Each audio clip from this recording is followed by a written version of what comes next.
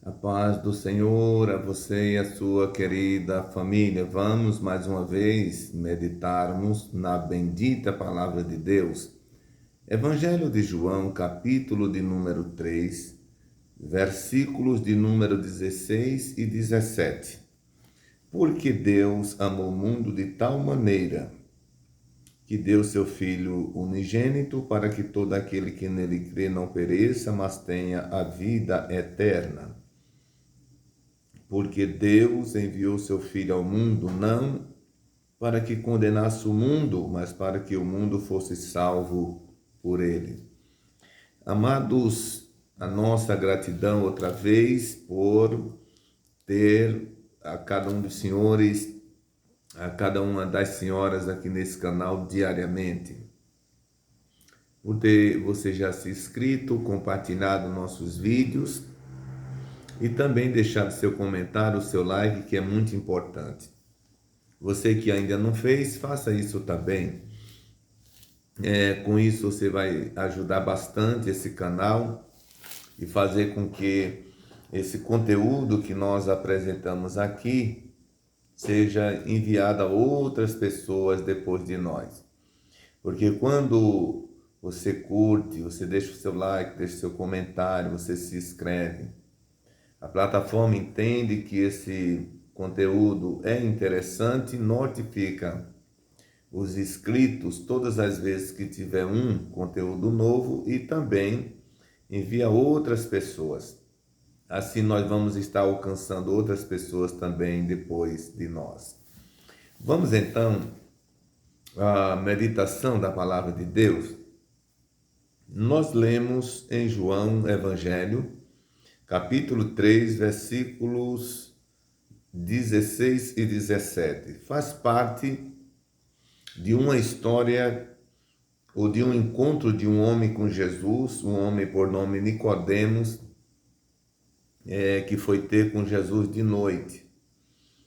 E Jesus começa a conversar com aquele homem e ele chega nesse momento mostrando o amor de Deus e o resultado deste amor para com a humanidade.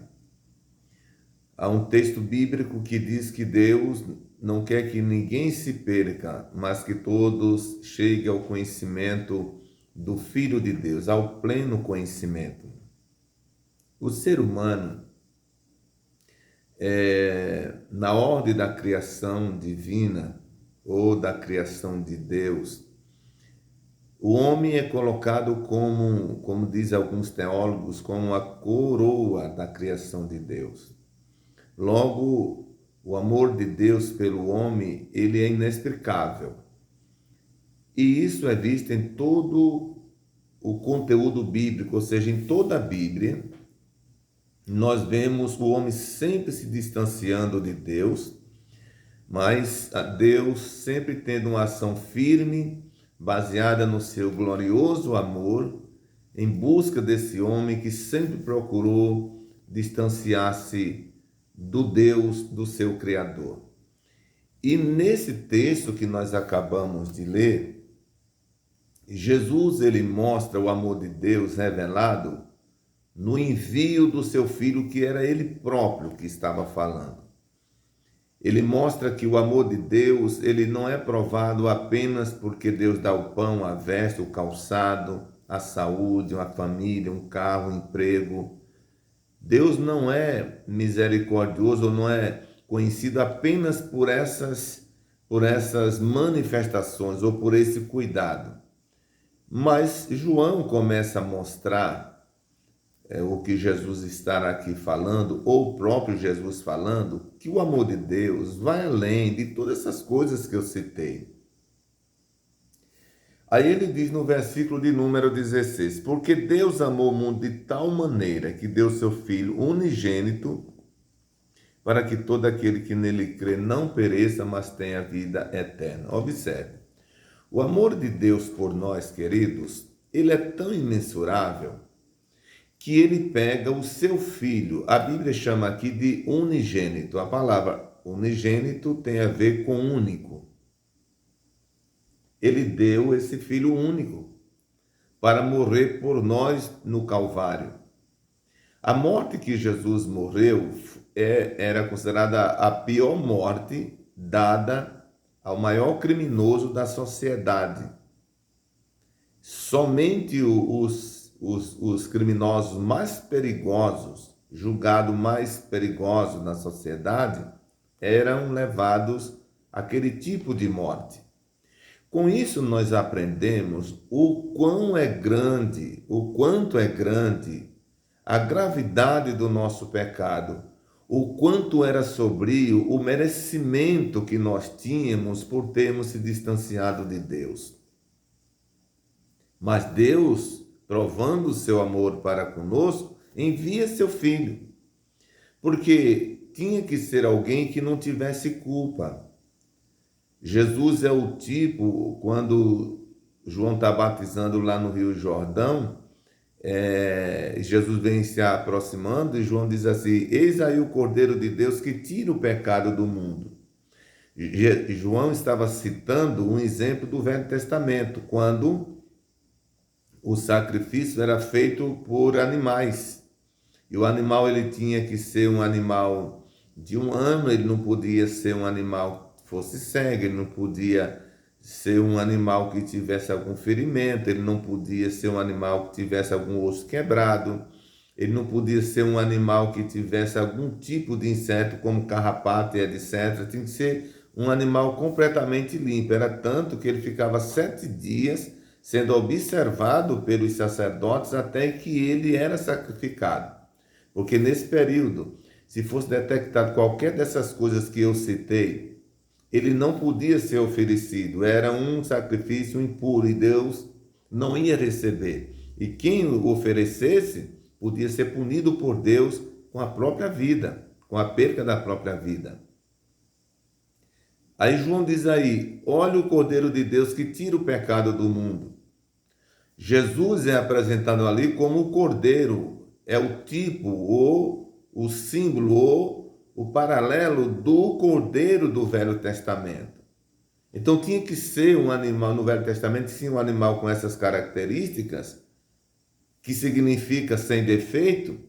No Novo Testamento tinha que ser um homem que não tivesse defeito. E a Bíblia diz que Deus, olhando do céu à terra, não viu nenhum justo sequer, porque a Bíblia diz que o pecado entrou por um homem, que foi Adão, e depois dele passou a todos os homens, o que fez com que todos ficassem distanciados da glória de Deus. Mas mesmo Deus, vendo que na terra não tinha alguém compatível com a exigência desse seu amor, desse sacrifício, Deus disse: eu vou enviar meu filho, todavia eu não deixarei o homem se perder se depender de mim. Então a Bíblia diz que ele deu o seu filho unigênito, para que todo aquele que nele crê não pereça, mas tenha vida eterna. Então aqui o amor de Deus mostra, ele dá o seu filho unigênito para morrer no Calvário. Agora, queridos, para a salvação tem a segunda parte, que essa parte não é de Deus, é nossa, porque diz o texto que ele deu o seu filho unigênito, mas para o que crê não pereça, mas tenha vida eterna. Então veja que a parte de Deus, ele correspondeu. Agora cabe a mim, a você, a nós, cremos, não é, nesse sacrifício e aceitar a Jesus como nosso Salvador. Um dia Jesus ensinando, ele diz: quem crê em mim, como diz as Escrituras, rio de água viva correrá do seu ventre. Há uma outra tradução que diz que a água viva correrá do seu interior. Entendeu? Quem crê, como diz as Escrituras. E a crença conforme as Escrituras não é apenas o fato de entendermos e acreditarmos na existência de Deus. É isso e muito mais. A crença conforme as Escrituras consegue ver Deus como ser supremo, como Deus todo-poderoso, mas também consegue levar o homem a renunciar a si mesmo e viver uma vida compatível com a proposta do Evangelho. Então, não para condenar o mundo, mas para que o mundo pudesse ser salvo, para que o homem creia e seja salvo. No versículo de número 17 diz: porque Deus enviou seu Filho ao mundo, não para que condenasse o mundo, mas para que o mundo fosse salvo por ele. Ninguém pode ser salvo a não ser por Jesus. Ele disse um dia ensinando: eu sou o caminho, a verdade e a vida. Ninguém vem ao Pai senão por mim.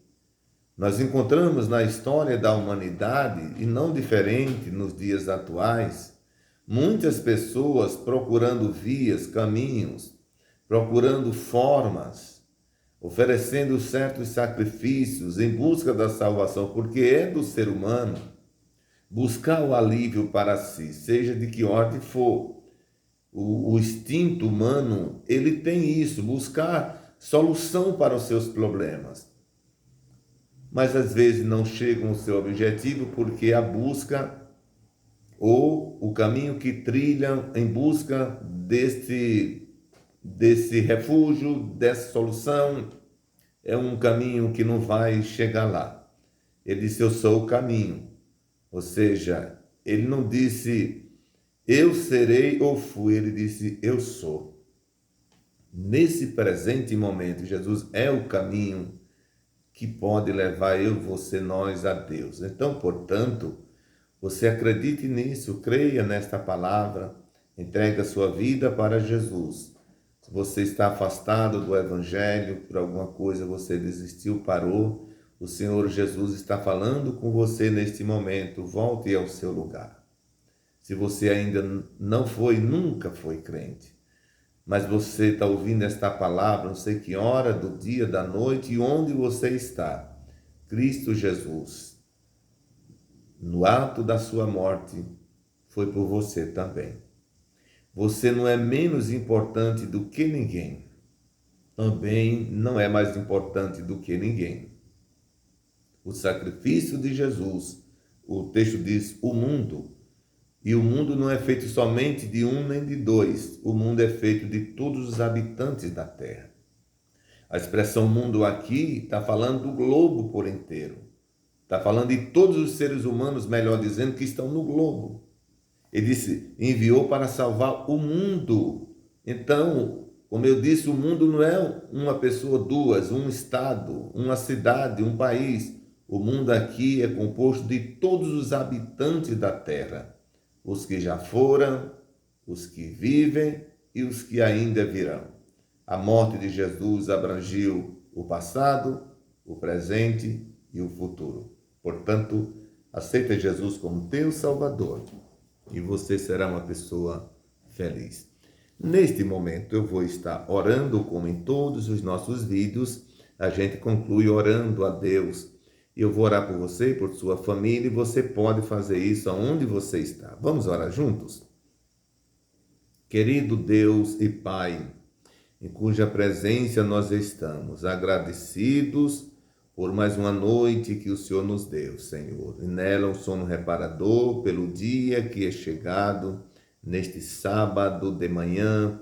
Eu quero, Pai, agradecer-te por estar vivo, por poder estar falando a tua palavra e agora orando com todos esses que nos acompanham, por aqueles que estão carentes de um trabalhar teu, Senhor, Deus dos céus. Tu conheces os corações que estão ouvindo esta palavra, esta oração, bem como aqueles que ainda ouvirão. Fala com cada um deles, Senhor, a tua morte no Calvário.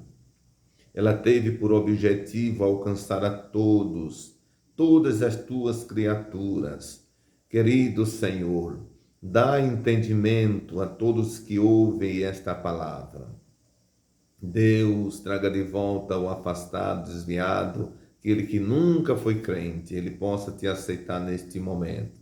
Abençoa aqueles que estão indo ao trabalho, os que estão voltando. Abençoa todos, Senhor, a tua igreja, aqui neste Brasil, nosso país, no mundo, os missionários, abençoa as famílias. Pai bendito, eu te peço nesta manhã, por todas as nossas famílias, por todo o teu povo, pelo nosso país. Cobre-nos com a tua grandiosa mão. É o que eu te peço, Senhor, no nome de Jesus. Amém. Muito bem, chegamos a mais um final. Eu peço a você, mais uma vez, que compartilhe, se inscreva no canal, deixe o seu like, o seu comentário e até o próximo, se Deus quiser.